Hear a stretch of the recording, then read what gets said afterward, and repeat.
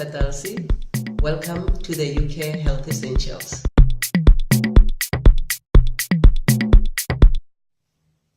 Today we'll be speaking about cervical cancer, what it is, what the symptoms are, and why it is important that you detect it early.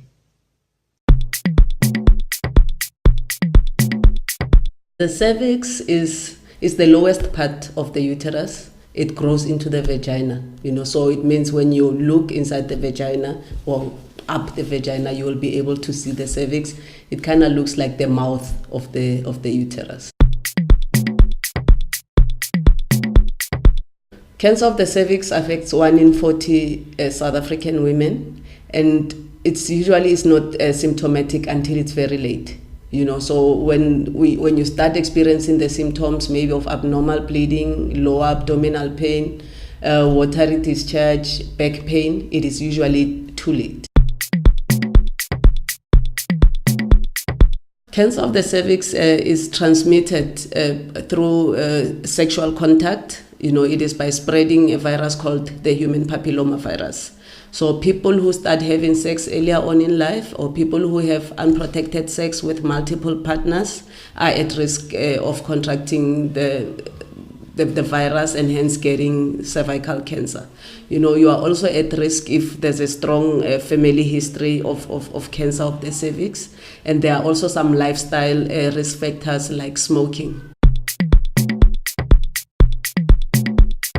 To detect cancer of the cervix early, one does a pap smear. A pap smear is when you take some of the cells from the cervix that we described earlier on and examine them under a microscope.